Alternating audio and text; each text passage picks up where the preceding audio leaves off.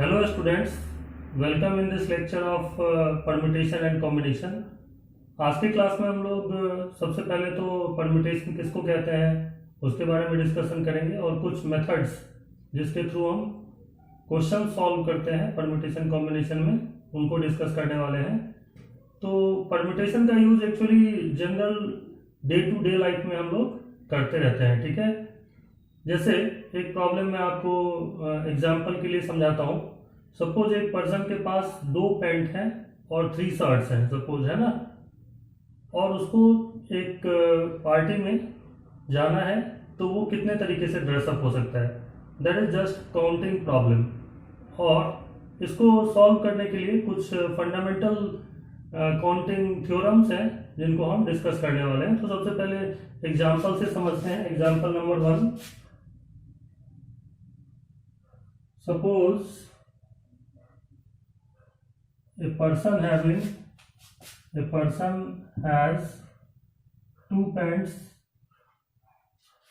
and 3 shirts of different colors,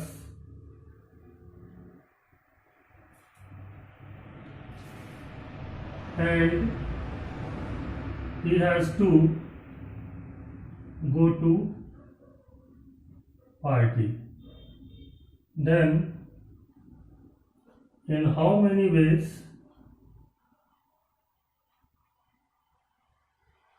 he can dress up? That is a day to day problem. एक person है जिसके पास 2 pant हैं और 3 shirts हैं और उसको एक पार्टी में जाना है, तो वो कितने तरीके से ड्रेसअप होकर के पॉसिबिलिटी है जिससे कि वो जा सकता हो, ठीक है। तो इस प्रॉब्लम को सॉल्व करने के लिए यदि हमें समझना होगा इस प्रॉब्लम को कैसे सॉल्व करते हैं, तो सबसे पहले तो उसके पास कितने पैंट हैं, 2 पैंट हैं, suppose that is P1 and P2, and shirts कितने हैं, 3 हैं, S1 S2 S3, ओके। तो ऑब्वियसली जब वो पार्टी में जाएगा तो पैंट एंड शर्ट ये दोनों उसको पहनने होंगे, ठीक है। तो यदि वो पैंट 1 पहनता है तो उसके पास 3 चॉइस है इधर, ठीक है। तो कितने वेज से वो गेटअप हो सकता है, ड्रेसअप हो सकता है। तो पहला वे तो है कि पैंट 1 और शर्ट 1 पहन ले, ठीक है। This is the first way and that is the first getup we can have. Second is pant 1 but the shirt 2, and third is pant 1 and shirt 3, okay. This is the 3 different combination जिससे कि वो अलग getup होगा उसका, ठीक है, dress up होगा। Fourth number is pant 2 shirt 1, fifth number is pant 2 shirt 2, and six number is pant 2 shirt 3। तो ये जो 6 तरीके हैं, pant 1 shirt 1, pant 1 shirt 2 and pant 1 shirt 3, this is the 3 way by which he can dress up and go to the party. And the another 3 way are pant 2 shirt 1, pant 2 shirt 2 and pant 2 shirt 3. So there are total 6 ways by which she can dress up and go to the party. So that is a counting problem which we are doing just by observing. Observe करके हम इसको solve कर पा रहे हैं। तो total number of veg जो है वो कैसे हम फाइंड आउट कर रहे हैं, टोटल नंबर ऑफ वेज कैसे निकाल रहे हैं। सपोज इसको मैं इवेंट 1 कहूं, ठीक है ना। सपोज पैंट को पुटअप करने का जो इवेंट है, दैट इज वर्क है, उसको मैं इवेंट 1 कह देता हूं, और शर्ट को पुटअप करने का जो इवेंट है उसको E2 लिख देता हूं। तो 2 इवेंट है यहाँ जिसमें एक के बाद दूसरा हमें करना ही होगा यदि हमें कंप्लीट ड्रेसअप होना है तो, ठीक है। सो E1 इवेंट को फॉलो करते हुए यदि E2 इवेंट फॉलो होगा सपोज, है ना, देन E1 E2 एक साथ यदि हो, है ना, साइमल्टेनियसली हो, तो उसको करने के कितने तरीके हो गए। इधर E1 इवेंट को करने के 2 तरीके हैं और E2 का इवेंट को करने के 3 तरीके हैं। तो एक इवेंट यहाँ से हम लोग ले रहे हैं, तो इधर एक यहाँ पे जो पैंट 1 ले रहे हैं, तो यहाँ से हमारे पास 3 ऑप्शन इसके लिए है। तो एक के लिए 3 है तो 2 के लिए कितना हो जाएगा, 2 × 3। तो टोटल नंबर ऑफ वेज कैसे निकाल पाएंगे हम लोग, 2 × 3, दैट इज 6। इस थ्योरम को ही फंडामेंटल थ्योरम ऑफ मल्टीप्लिकेशन कहा जाता है, या फंडामेंटल थ्योरम ऑफ काउंटिंग का एक मल्टीप्लिकेशन थ्योरम इसको हम कहते हैं। ठीक, इसी तरीके के डे टू डे लाइफ में और भी प्रॉब्लम होते हैं। एक और एग्जांपल मैं यहाँ पे बता दे रहा हूँ।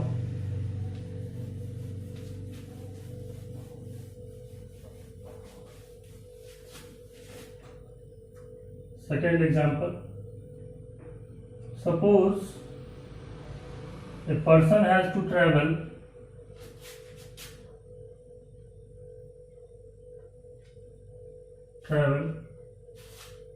from Patna to Mumbai via New Delhi. If there are two ways to travel from Patna to New Delhi,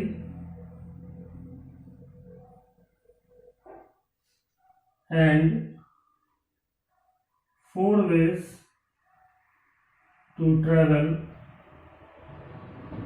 from New Delhi to Mumbai,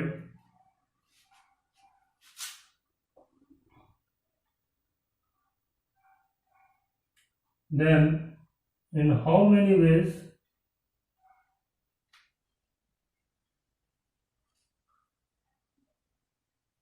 he can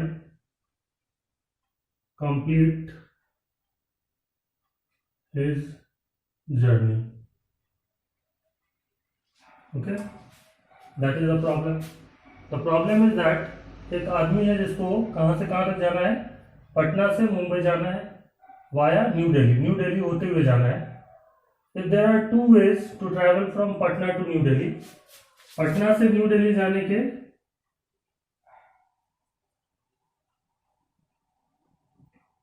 2 तरीके हैं। Suppose this is T1 and T2 ways, 2 तरीके हैं। और new Delhi से मुंबई जाने के 4 तरीके हैं, ये क्वेश्चन में दिया हुआ है। ठीक है, 1, 2, 3 and 4, that is S1, S2, S3 and S4. There are 4 ways to go from New Delhi to Mumbai जाने के 4 तरीके हैं। तो क्वेश्चन है कि वो कितने तरीके से अपना जर्नी कंप्लीट करेगा, मतलब पटना से मुंबई वाया न्यू दिल्ली वो कितने तरीके से जा सकता है। ठीक, तो इस क्वेश्चन को यदि आप काउंटिंग की तरह सोचें तो आप कह सकते हैं कि पटना से न्यू दिल्ली यदि वो T1 से जाता है, T1 वे से जाता है, तो यहाँ पे T1 और इधर से S1 जा सकता है, T1 S2, T1 S3 और T1 S4। तो कितने तरीके हैं, T1 S1, T1 S2, T1 S3 and T1 S4 and simply T2 से भी यदि जाता है तो भी उसके पास ये सब अलग अलग तरीके हैं जिससे कि वो अपनी जर्नी को कंप्लीट कर सकता है। तो टोटल कितना हुआ, 8 वेज हो गया, समझ गए बात, जिससे कि वो अपनी कंप्लीट जर्नी कर पाएगा। तो यहाँ पे भी क्या हो रहा है कि 2 वे से वो पहला इवेंट, मान लीजिए पटना से न्यू दिल्ली जाना इवेंट 1 है और न्यू दिल्ली से मुंबई जाना इवेंट 2 है, और E1 के बाद E2 उसको कंप्लीट करना है। ठीक है ना, the work is completed at E1 followed by E2, then this complete journey can be done in how many ways, 8 ways। that means 2 ways से यहाँ पे और ये 4 ways से यहाँ पे, that is 2 into 4 ways। Clear, तो नंबर ऑफ वेज कितना हो जाएगा, number of ways to complete this journey is equal to 2 multiplied by 4 and that is nothing but 8। तो यहाँ पे इस तरीके का जो प्रॉब्लम है जिसमें एक वर्क के बाद दूसरा वर्क साथ साथ करना है तभी पूरा का पूरा वर्क कंप्लीट होगा, तो उस तरीके के का जो प्रॉब्लम्स है उनको करने के लिए हम मल्टीप्लिकेशन थ्योरम यूज करते हैं। ठीक है, एक दूसरा काउंटिंग का जो प्रॉब्लम होता है उसको करने के लिए हमें एडिशन थ्योरम कहते हैं उसको, वो कब यूज होगा उसके लिए भी एक एग्जांपल देखते हैं और फिर हम उस थ्योरम्स को लिख लेंगे जो कि यूज में आने वाला है।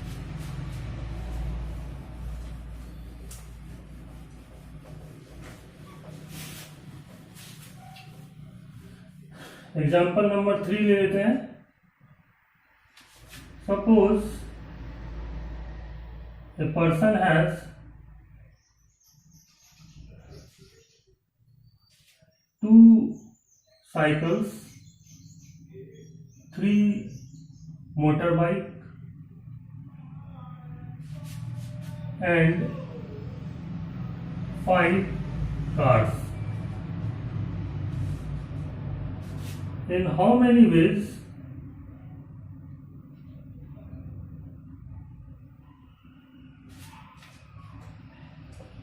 we can go to the market by using his own vehicle? Okay, that is the problem. Problem क्या है? 2 साइकिल है उसके पास, 3 मोटर बाइक है और 5 कार्स है, ठीक है। सो वो कितने तरीके से मार्केट जा सकता है? By using his own vehicles, ठीक है। तो ये बहुत ही सिंपल प्रॉब्लम है, इसको कोई भी जो लेमैन है वो भी इसका जवाब दे सकता है, क्योंकि उसके पास 2 साइकिल है, 3 मोटर बाइक है और 5 कार है। तो अपनी व्हीकल को ही यूज करना है उसको और मार्केट जाना है, तो obviously there are number of ways कितने होंगे यहाँ पे। इस प्रॉब्लम को सॉल्व कैसे करेंगे? Number of ways is equal to 2 + 3 + 5 and that is 10 ways. 10 तरीके हैं जिससे कि वो मार्केट जा सकता है। तो यहाँ पे E1 इवेंट है, सपोज साइकिल से जाना, जो कि 2 तरीके से हो रहा है। E2 इवेंट जो कि है मोटर बाइक से जाना, और E3 इवेंट है जो कि है कार से जाना। सो आइदर E1, E2 या E3 कोई एक ही यूज करना होगा, ठीक है, समझ रहे बात। यदि वो साइकिल से जाता है तो ये दोनों यूज नहीं करेगा। यदि वो E2 इवेंट करता है लाइक मोटर बाइक से जाता है तो ये दोनों से नहीं जाएगा। E3 दैट इज कार से जाता है तो ये दोनों से नहीं जाएगा। दैट मीन्स किसी एक इवेंट के कंप्लीट होने से ही ये पूरा का पूरा वर्क कंप्लीट हो जाता है। तो उस तरीके के केस में हम लोग क्या यूज करते हैं? एडिशन थ्योरम यूज करते हैं। दैट इज हम क्या कहेंगे? 2 + 3 + 5 वेज से इस वर्क को वो कंप्लीट कर सकता है। मार्केट जाने का जो वर्क है उसको वो कितने तरीके से कंप्लीट कर सकता है? 2 + 3 + 5 10 वेज से कंप्लीट कर सकता है। इसको हम क्या कहते हैं? फंडामेंटल थ्योरम ऑफ एडिशन कहते हैं, ठीक है। तो ये 2 थ्योरम जो है वो परम्यूटेशन में काउंटिंग प्रॉब्लम को सॉल्व करने के लिए बहुत यूज में आता है और ये बहुत ही इंपॉर्टेंट थ्योरम्स हैं। इनको हम एक एक करके नोट डाउन करेंगे। सबसे पहले तो हम पढ़ेंगे फंडामेंटल थ्योरम ऑफ एडिशन और फिर हम डिस्कस करेंगे fundamental theorem of multiplication. Okay, now we will discuss about the fundamental theorem of counting, and the first theorem is the addition principle. Okay, so let there is m ways for an event A to occur, and there is n ways for an event B to occur. If A and B are two distinct events,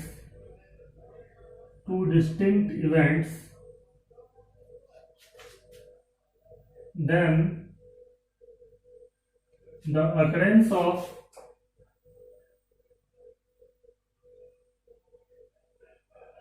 event A or event B is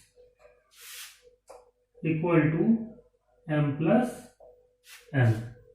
That means ऐसा कह सकते हैं हम लोग कि दो event है, suppose ए event है और बी इवेंट है। ए और बी दोनों ही क्या है, डिस्टिंक्ट इवेंट है, अलग अलग इवेंट है। क्लियर। एंड ए इवेंट अगर होने के m तरीके हैं और बी इवेंट अगर होने के n तरीके हैं, n वेज है। Then the occurrence of the event A और इवेंट बी, दैट मीन्स कोई एक अकर हो जाए उनमें से, आइदर ए अकर हो जाए या तो बी अकर हो जाए, क्योंकि दोनों ही डिस्टिंक्ट है तो दोनों एक साथ तो हो नहीं सकते। ठीक है, सो या तो ए अकर हो जाए या तो बी अकर हो जाए। ठीक है, तो उस तरीके से जो उनका अकरेंस का तरीका हो जाएगा, that is m plus n ways हो जाएगा। जैसे अभी जस्ट इससे पिछला जो एग्जांपल लिया था मैंने कि एक पर्सन है जिसके पास 2 साइकिल है, 3 मोटर बाइक है और 5 कार्स है, तो वो मार्केट कितने तरीके से जा सकता है। तो वहां जो इवेंट है, E1 event, E2 event and E3 event, suppose A B C event है, ऐसे कुछ भी नाम दे दीजिए उसको। तो ए इवेंट सपोज साइकिल से जाना है, बी इवेंट जो है वो मोटर बाइक से जाना इवेंट है, और सी इवेंट है कार से जाने वाला इवेंट। तो ये तीनों जो इवेंट है वो क्या है, डिस्टिंक्ट इवेंट है। तो मार्केट जाना जो है वो एक वर्क है जो कंप्लीट हो सकता है, आइदर ए इवेंट अगर हो जाए या तो बी इवेंट अगर हो जाए और सी इवेंट अगर हो जाए। मार्केट जाने के लिए ए इवेंट या तो बी इवेंट या तो सी इवेंट, उनमें से कोई भी एक इवेंट यदि अगर हो जाता है तो हम मार्केट जाना जो वर्क है वो कंप्लीट हो जाएगा। तो इस तरीके के प्रॉब्लम में जो है वो हम एडिशन थ्योरम यूज करते हैं, दैट इज ये थ्योरम वाला यूज करते हैं। इसी को हम इस तरीके से भी समझ सकते हैं और इस तरीके से भी लिख सकते हैं कि if there are m ways to occur an event A and n ways to occur an event B, and E is an event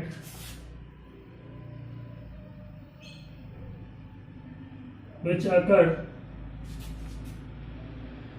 can occur if any one of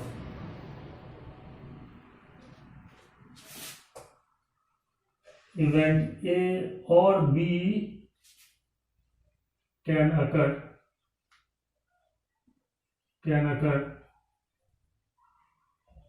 then event E can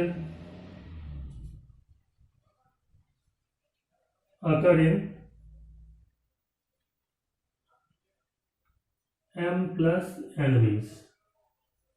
This theorem is also called as the similar one, उसी का एक अलग तरीके से लिखा गया है।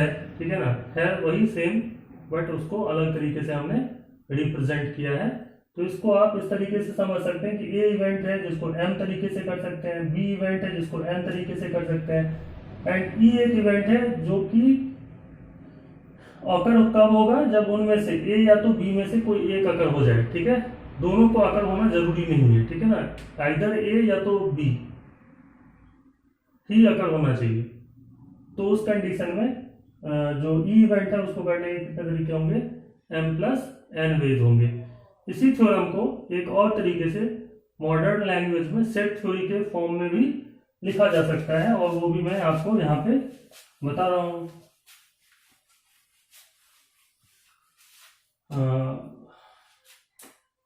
In terms of set theory,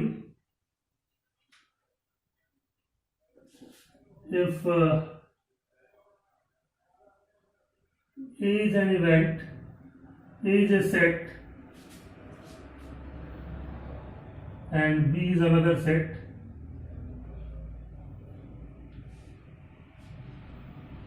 where A and B are disjoint sets. Disjoint sets इसका मतलब होता है ए इंटरसेक्शन बी फाई है, मतलब ए और बी में कोई भी कॉमन नहीं है, ठीक है। That means A and B एक साथ तो अकर नहीं हो सकते हैं। Such that number of element in set A is equal to m and number of element in set B is equal to n, then number of element in A union B is equal to m plus n। Clear? ये theory भी addition theorem का ही एक तरीका है लिखने का। That means A और B यदि दो डिसजॉइंट सेट्स हैं, दैट मीन्स A और B एक साथ कभी अकर नहीं हो सकते क्योंकि उनमें से कुछ भी कॉमन नहीं है।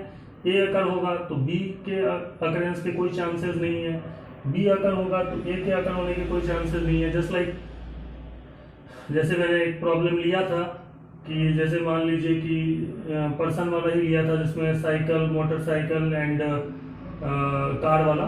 तो ए इवेंट है, जैसे कि ए इवेंट है, दो साइकिल है, cycle 1 and cycle 2। B event है, मोटर बाइक है 3, so motor bike 1, motor bike 2, motor bike 3। And C event है, कार है उसके पास 5, C1, C2, C3, C4 and C5। यहाँ पे 3 ले लिया है, 2 में भी आप समझ सकते हैं, सेम ही बात है। तो यदि मैं कहूँ कि number of element in A union B union C कितना होगा, तो ये तीनों यदि डिसजॉइंट सेट्स हैं तो A union B union C में कैसे निकालेंगे? That is number of element in A plus number of element in B plus number of element in the set C, and that is nothing but 10। so A या तो B या तो C के अकर होने से वो वर्क, दैट इज मार्केट जाने वाला वर्क कंप्लीट हो रहा था, तो वहां पे हम एडिशन थ्योरम अप्लाई करते हैं, ठीक है। तो दैट इज यदि A और B दोनों ही डिस्टिंक्ट इवेंट है, डिस्टिंक्ट इवेंट्स का मतलब होता है A अकर होने से B के अकर होने की कोई प्रोबेबिलिटी या आप कह सकते हैं B अकर नहीं हो सकता, और बी यदि अकर हुआ तो ए अकर नहीं हो सकता। जस्ट लाइक दिस, यदि साइकिल से वो पर्सन जाता है तो ये दोनों अकर नहीं होगा, यदि मोटर बाइक से जाएगा तो ये दोनों अकर नहीं होगा, और यदि वो कार से जाता है तो ये दोनों अकर नहीं हो सकता, ए और बी में से कोई भी अकर नहीं हो सकता। तो इस तरीके के केस में हम क्या लगाते हैं? एडिशन थ्योरम अप्लाई करते हैं क्वेश्चंस के अंदर, ठीक है। इसका जो जनरल फॉर्म है वो हम इस तरीके से समझ सकते हैं। General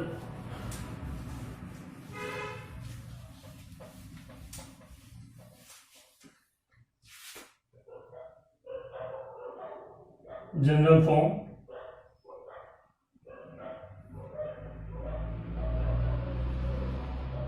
let an event E1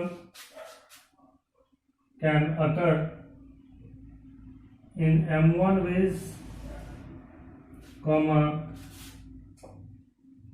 event E2 can occur in M2 ways, comma event E3 can occur in M3 ways, and so on to event En can occur in Mn ways, where E1, E2, E3 and so on to En are distinct events. Then the occurrence of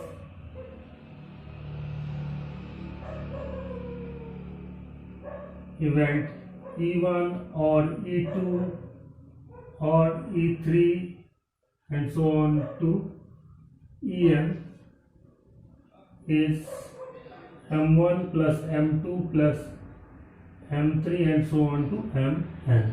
that means जिस तरीके से 2 के लिए theorem दिया गया है वो उसी को हम आगे 3, 4, 5 या 10 हजारों के लिए एक्सटेंड कर सकते हैं, ठीक है ना, समझ रहे हैं बात। So this theorem is called fundamental theorem of addition का जनरल फॉर्म है, तो इसको हमें समझ करके ध्यान रखना है, जो कि हम क्वेश्चन में कहाँ अप्लाई करेंगे वो हम बाद में देखेंगे, ठीक है। Next theorem is multiplication theorem.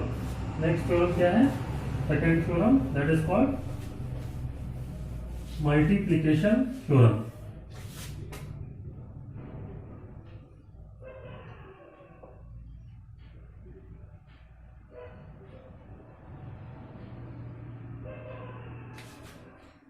Multiplication theorem,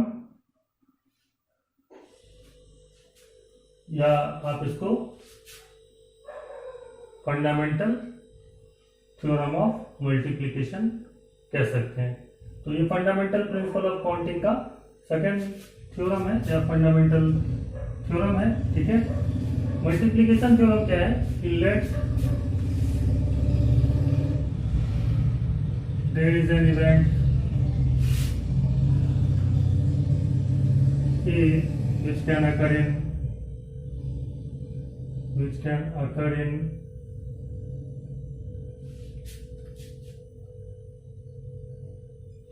m ways, and there is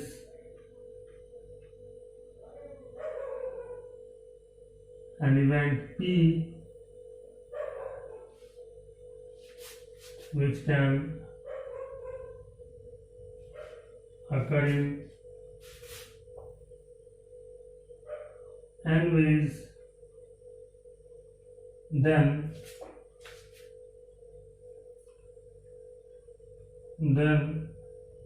the event A followed by the event B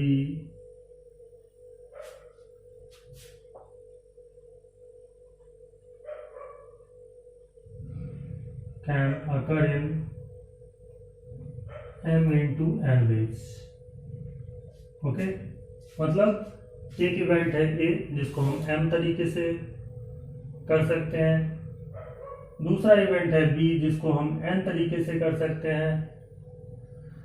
तो इवेंट A के साथ साथ इवेंट B दोनों एक साथ यदि मुझे करना हो, A इवेंट B और उसके साथ साथ B इवेंट B हो जाना चाहिए, तो वो कितने तरीके से हो सकता है? m इंटू n वेज से हो सकता है, ठीक है। That is called multiplication theorem. इसको हम दूसरे तरीके से ऐसे भी समझ सकते हैं कि if N event A can be done in can occur in m ways, and event B can occur in n ways, and there is an event E, and there is an event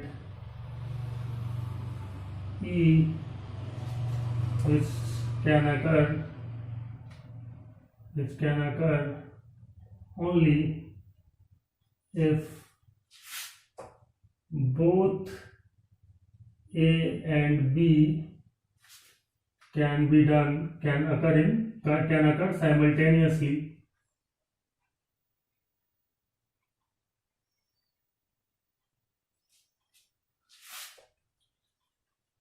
then event E can occur in m into n ways.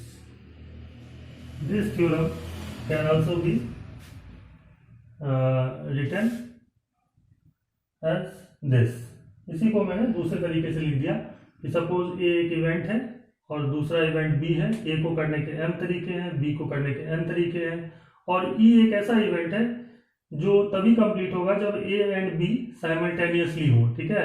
अब A पहले हो B बाद में हो, या B पहले हो A बाद में हो, वो उससे फर्क नहीं पड़ता।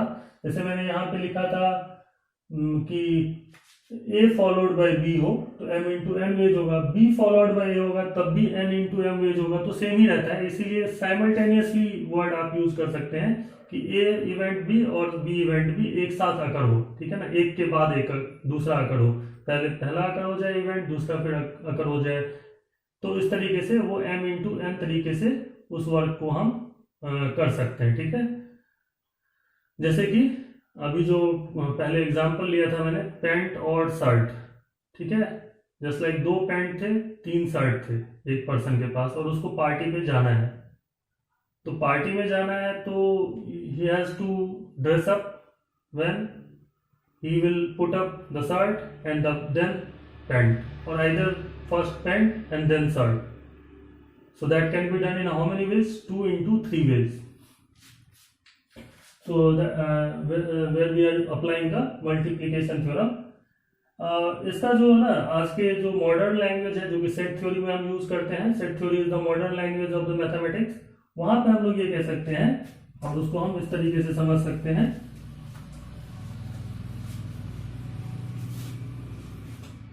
कि let A and B are two sets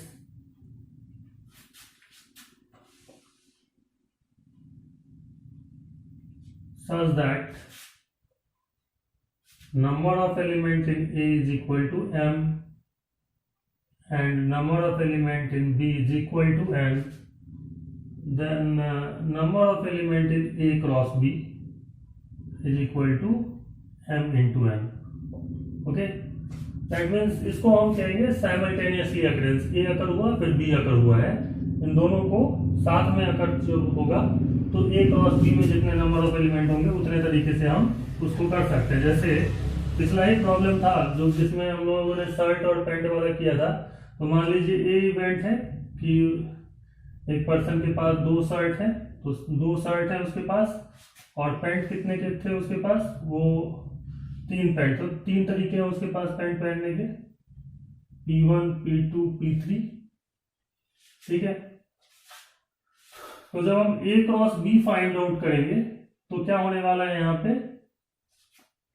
S1 P1 पहला ऑर्डर्ड पेयर होगा, फिर S1 P2 and then S1 P3, then S2 P1, S2 P2, S2 P3 and then we will close it. Okay, तो यहाँ जो A cross B है उसमें हमने क्या किया है, एक ऑर्डर्ड पेयर बनाया है S1 का इन तीनों के साथ और फिर S2 का इन तीनों के साथ। तो ऑब्वियसली A क्रॉस B में कितने जितने एलिमेंट्स हैं उतने तरीके से ही वो पर्सन ड्रेसअप हो सकता है। तो A क्रॉस B में क्या हो रहा है, पहला एलिमेंट यहाँ से दूसरा यहाँ से, ठीक है, या B क्रॉस A निकाले तो पहला यहाँ से दूसरा यहाँ से, दोनों ही केस में A क्रॉस B में जितने नंबर ऑफ एलिमेंट होते हैं उतने ही A क्रॉस B या B क्रॉस A में एलिमेंट होंगे, ठीक है। तो यहाँ पे होने क्या वाला है, number of element in A cross B कितना होने वाला है, 6 होने वाला है, that is nothing but 2 into 3। समझ रहे हैं बात, m into n कब लिखते हैं, जब A सेट में m हो और B सेट में n हो, तो यहाँ तो 2 है और यहाँ 3 है, तो that is total number of veg कितना हो जाएगा, 6, 1 2 3 4 5 6। So that is the way by which we can understand the multiplication theorem। इन दोनों थ्योरम्स के ऊपर कुछ क्वेश्चंस आज की क्लास में करेंगे और फिर हम लोग फैक्टोरियल नोटेशन डिस्कस करेंगे और फिर परम्यूटेशन के जो और भी थ्योरम्स हैं उनको हम एक एक करके डिस्कस करेंगे। इसका जो जनरल फॉर्म है वो भी हम डिस्कस कर लेते हैं। जनरल फॉर्म का मतलब अभी तो मैंने जैसे दो के लिए बताया, तो ये इसी को हम कितने भी नंबर ऑफ इवेंट्स के लिए एक्सटेंड कर सकते हैं। दैट मीन्स जनरल फॉर्म क्या है इसका, इस थ्योरम का, मल्टीप्लिकेशन थ्योरम का general form,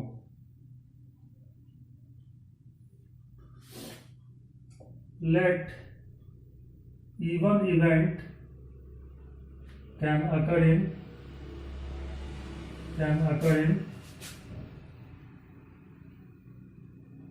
M1 ways, E2 event can occur in M2 ways, and so on to event En. Event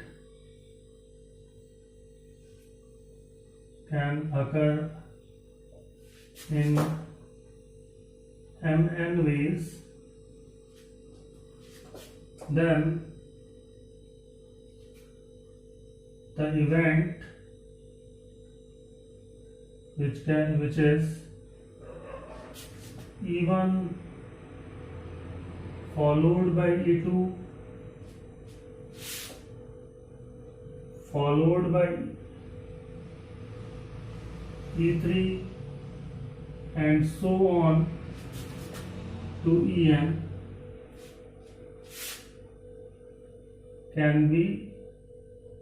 can occur in M1 into M2 into M3 into so on to Mn ways. ये n क्या है, नीचे लिखा है Mn veg, है ना. तो इस तरीके से आप इस कॉन्सेप्ट को समझ सकते हो कि दो के लिए जिस तरीके से हम लोग लिख रहे थे उसी तरीके से 3, 4, 5 जितने भी इवेंट्स हों वो यदि एक के साथ दूसरा फॉलो अप होता जा रहा है तो वो मल्टीप्लीकेशन थ्योरम से हम उसका number of veg find out कर सकते हैं. जैसे कि इस पे क्वेश्चन कर लेते हैं तो वहां से एक एग्जांपल से हमें क्लियर हो जाएगा. तो एक प्रॉब्लम में यहां लिख लेता हूं. Problem number 1.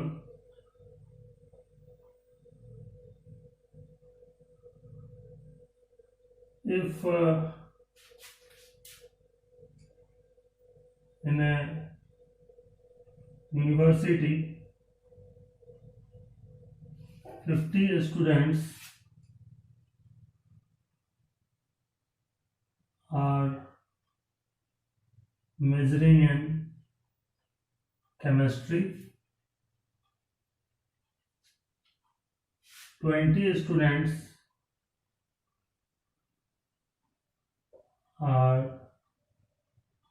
measuring in physics,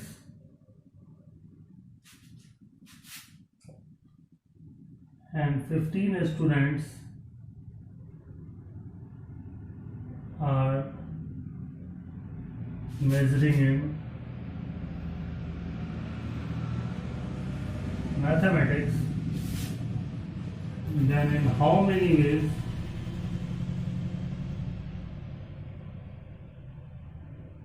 one representative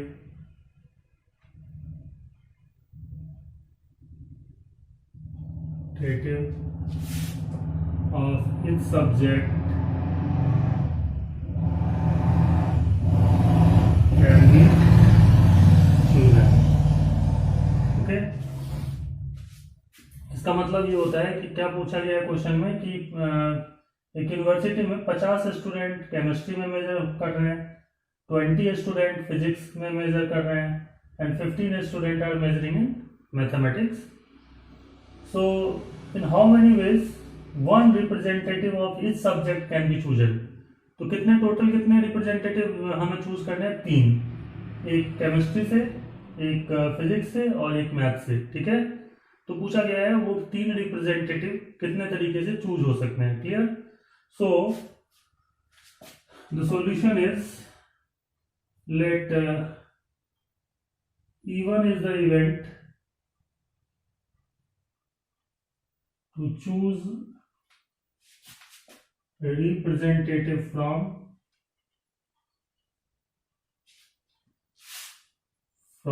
chemistry, E2 be the event to choose a representative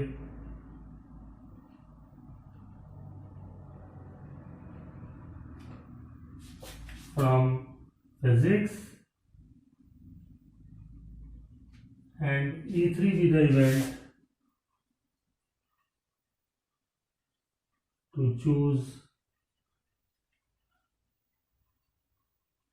representative from mathematics. So E1 can be done in that is even event can occur in 50 ways. How? There are 50 students, any one of them can be the representative. So there are 50 ways to choose one representative from the group of chemistry students. E2 can occur in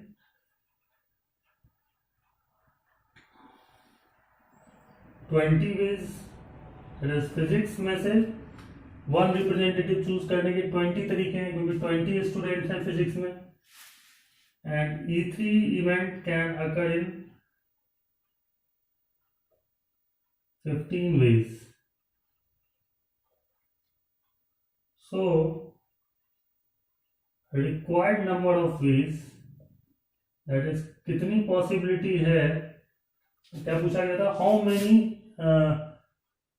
then in how many ways one representative can be chosen from its subject. So that is required number of ways must be equal to, क्योंकि एक यहाँ से choose करना है, एक यहाँ से choose करना है, एक यहाँ से चूज करना है, तीनों से चूज करना, मतलब एक के बाद दूसरा, दूसरे के बाद तीसरा, ये तीनों वर्क फॉलो अप होना चाहिए. So that can be done in 50 into 20 into 15 ways, and 50 into 20 is nothing but 1000 into 15, that is 15,000. Okay, so that are the total possible cases in which we can choose 3 representatives from these groups. Okay, we can also think like this. This problem can also be think like this way. Even event जो है वो suppose chemistry के student से representative choose करने का है, तो representative कोई सा भी एक हो सकता है केमिस्ट्री के स्टूडेंट में से. मान लीजिए उनका नाम C1, C2, C3, 50 स्टूडेंट है, C50 है ना, 50 स्टूडेंट है केमिस्ट्री में. सेट थ्योरी के तरीके से पहले समझ लेते हैं. सिमिलरली फिजिक्स में 20 स्टूडेंट है, मान लीजिए P1, P2, इनमें से कोई एक रिप्रेजेंटेटिव हो सकता है P20.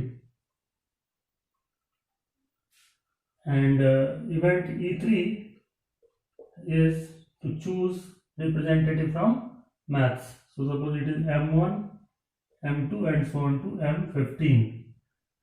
तो कोई भी रिप्रेजेंटेटिव कैसे चूज होगा, जैसे मान लीजिए वन सेट ऑफ रिप्रेजेंटेटिव देखिए क्या हो सकता है, C1, P1, M1, this is the one set of representative. दूसरा सेट यदि मैं पूछूं तो C1, P1, M2 है ना.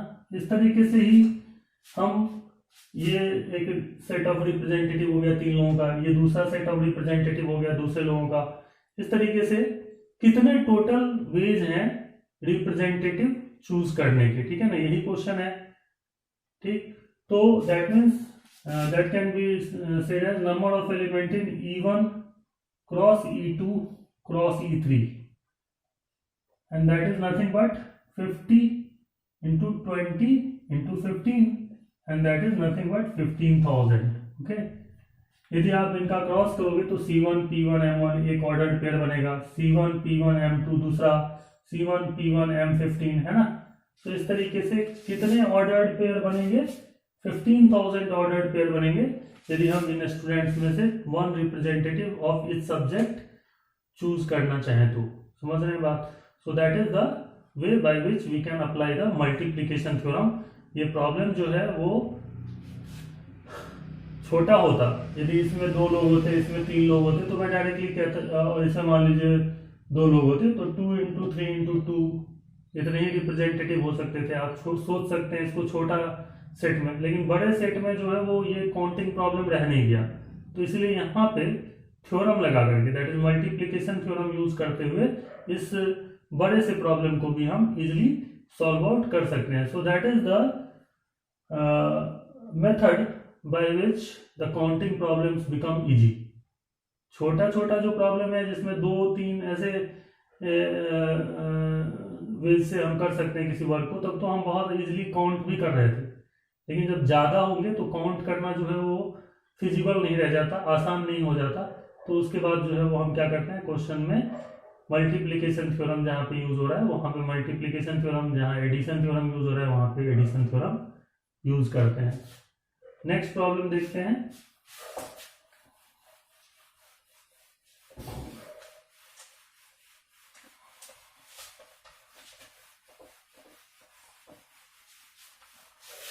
The second problem is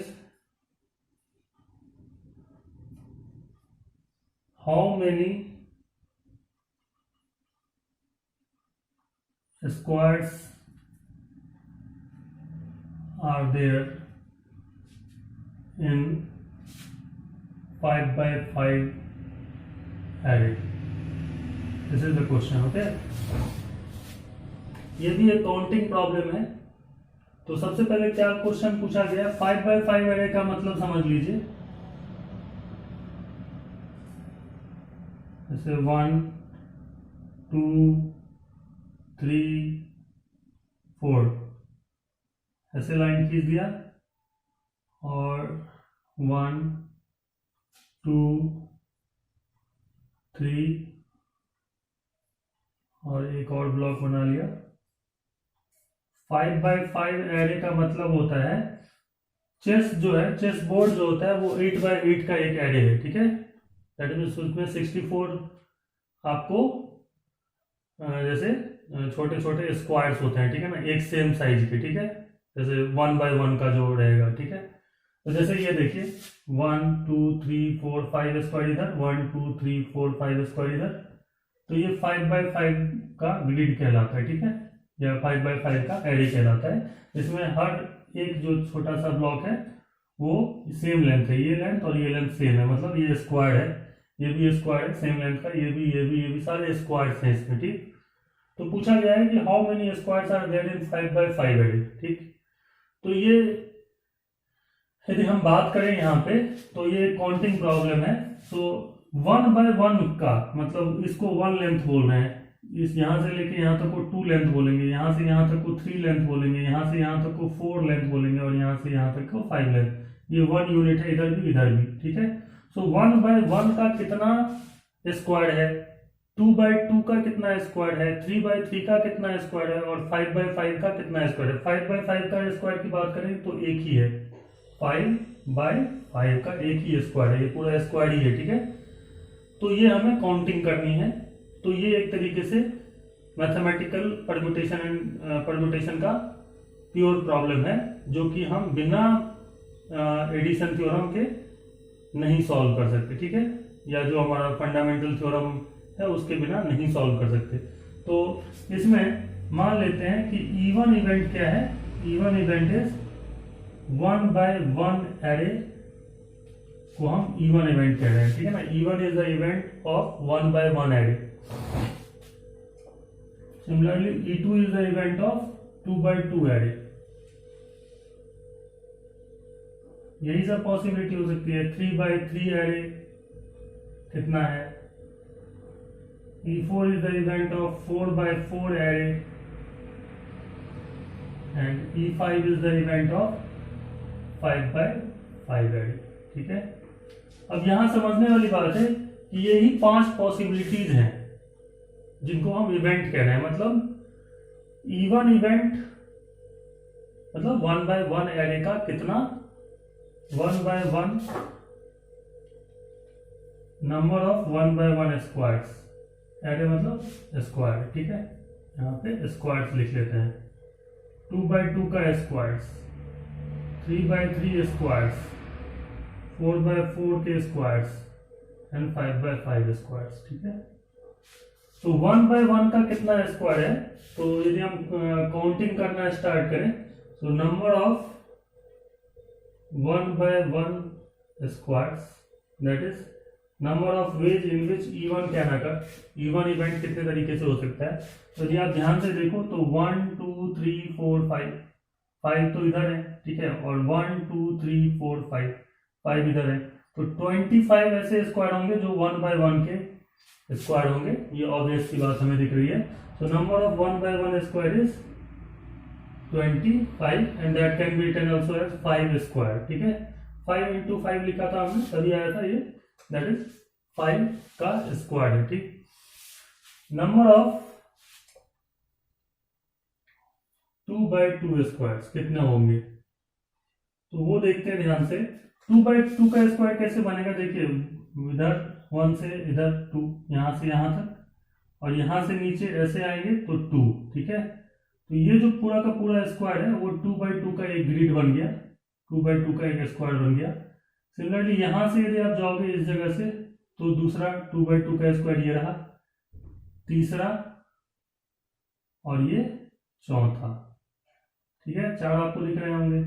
इसी तरीके से इस साइड में देखें यदि, तो 1 2 फिर 3 और फिर ये चौथा। तो ये कितने होंगे, ऑब्वियसली 4 × 4 होगा। ये 25 कैसे निकाला मैंने, 5, ये 1/1 का 1 2 3 4 5 था, इधर भी 1 2 3 4 5 था, तो 25 था। इधर कितना 2/2 का 1 2 3 4, इधर भी 1 2 3 और ये 4, सो 4 × 4 दैट इज 16, और you can simply that 4 square होगा। Number of 3/3 squares that is E3 event जो होगा, उसमें वो कितने तरीके से हो सकता है, तो ध्यान से देखते हैं। 1 से लेके 3 यूनिट लेना है, तो 3 यूनिट यहाँ तक आएगा, 3 यूनिट, और इधर 3 यूनिट यहाँ। ठीक है, तो 1 फिर 2 और इधर भी 3, और इधर नीचे देखते हैं। ठीक है, तो 1 फिर ये 2 और ये फिर 3, सो ये भी कितना आएगा, 3 × 3 आएगा। इतने नंबर ऑफ स्क्वायर्स होंगे, that is 3 square. Number of 2/2 squares that is also 2 × 2 that is 2 square. Similarly होगा, तो देखिए 4/4 मतलब एक तो ये रहा और दूसरा ये रहा। ठीक है, इसी तरीके से पहला ये और दूसरा ये, तो कितना हो जाएंगे, 2 का स्क्वायर आ जाएगा। एंड नंबर ऑफ 1/1 स्क्वायर्स तो कितना होगा, 1 ही होगा, वो दिख ही रहा है, दैट इज 1 × 1 लिख सकते हैं, 1 स्क्वायर। और नंबर ऑफ स्क्वायर्स कितना होगा, देखिए E1 या तो E2 या तो E3 या तो E4 या तो E5, यही पॉसिबिलिटीज है। ठीक है, एडिशन थ्योरम यहाँ अप्लाई करेंगे, मतलब 1/1 का स्क्वायर बन गया तो वो कंप्लीट, वो पॉसिबिलिटी खत्म। या तो E2 बनेगा, या तो E3 या तो E4 या तो E5। ठीक है, तो ये कितने तरीके से हो सकता है, 1/1 का स्क्वायर कितना है, 5 का स्क्वायर, 2/2 का स्क्वायर है 4 का स्क्वायर, 3 का स्क्वायर, 2 का स्क्वायर, 1 का स्क्वायर। ठीक है, and that is nothing but 1 square plus 2 square plus 3 square plus 4 square plus 5 square. Count भी कर सकते हैं, या डायरेक्टली हमने सीक्वेंस एंड सीरीज में पढ़ा था कि कैसे हम फाइंड आउट कर सकते हैं। इसका सम ये होगा n × n + 1 × 2n + 1 that is 10 + 1 divide by 6। तो 5 + 1 से ये 6 कैंसिल आउट हो जाएगा, दैट इज 6/6 है, तो ये हो जाएगा आपका 11 × 5 and that is nothing but 55 squares हैं टोटल इसके अंदर। So that can be done easily. अब इसी तरीके से चेस बोर्ड पे भी क्वेश्चन बना सकता है, जैसे how many squares are there in a chess board, है ना। तो इसका आंसर जो है वो बहुत इजीली हम लोग लिख सकते हैं, और वो कैसे लिखेंगे, क्योंकि चेस बोर्ड जो है वो 8/8 का ग्रिड होता है। क्या होता है, चेस बोर्ड 8/8 का ग्रिड होता है। तो यहाँ पे 1 स्क्वायर से लेके 8 स्क्वायर तक का सम होगा, और ये कितना हो जाएगा, इसमें 8 है n की वैल्यू, तो 8 × 8 + 1 × 2 × 8 + 1 दैट इज 2n + 1 लिखते हैं, तो 16 + 1 17 डिवाइड बाय 6। क्लियर, और ये इसका आंसर कितना आ जाएगा हमारे पास, 8 × 9 × 17/6, 2 3 जा 6, 2 4 जा 8, 3 3 जा 9, 4 × 51 एंड दैट इज 204। 204 स्क्वायर्स होते हैं किसमें, 8/8 का जो चेस बोर्ड होता है उसमें। ठीक है, तो इस तरीके से इस टाइप का जो प्रॉब्लम है वो काउंटिंग प्रॉब्लम है, और इसीलिए इस पे हम एक थ्योरम भी जस्ट बना सकते हैं कि there are number of, theorem क्या है या नोट करके लिख सकते हैं,